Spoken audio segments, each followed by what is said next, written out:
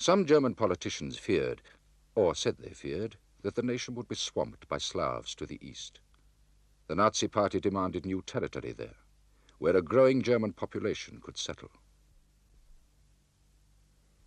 And the Nazi program called for the expulsion from Germany of strangers, of immigrants. Paragraph 4. Only those who are our fellow countrymen can become citizens. Only those who have German blood, regardless of creed, can be our countrymen. Hence, no Jew can be a countryman. A visible enemy is what is needed, said Hitler. In Nazi publications, the Jew was projected as the villain responsible for all Germany's troubles. If he hadn't existed, we would have had to invent him.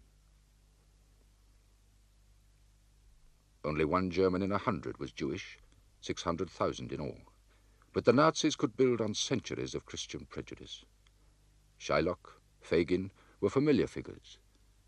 Hitler would use the Jew as the single opponent on whom everyone could focus his fear and discontent. Jews are not wanted here. The party ideologist, Alfred Rosenberg, claimed that an international conspiracy of Jews, communists and capitalists, called the Elders of Zion, was bent on ruining the white races, especially the Germans. Most people dismissed such fantasies as examples of Nazi bad taste. Jews in Eastern Europe were long used to being different, to discrimination, persecution, pogrom. They wore their own dress and spoke their own language, Yiddish. In the West, in Holland or Czechoslovakia, where these films were taken later to be incorporated in Nazi propaganda, it was easier to assimilate, though perhaps not always possible to enter the local golf club.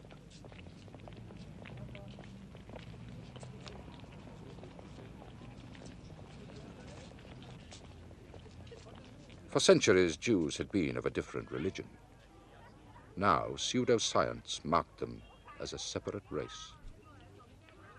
Nazi ideology perverted Darwin's theory of natural selection to claim that Northern European, Aryan man was superior, but locked in a biological struggle for survival against lesser races, Asiatics, blacks, gypsies, and Jews, the anti-race, bacteria decomposing the bodies of the host nations in which they lived. The person to be admired in the Nazi propaganda mirror was the German peasant. Peasant art, folk art, was uncorrupted, the last pure survival of racial, tribal culture before pollution by the Industrial Revolution.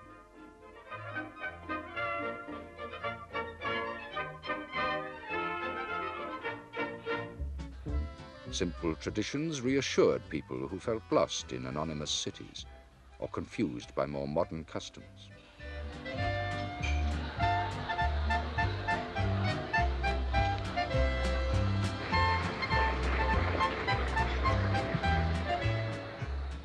To the public, Hitler said, a reasonable anti-Semitism must lead to the expulsion of the Jews. And Jew hatred united the factions of the National Socialist Party. The SA, the party stormtroopers, uniformed street bullies.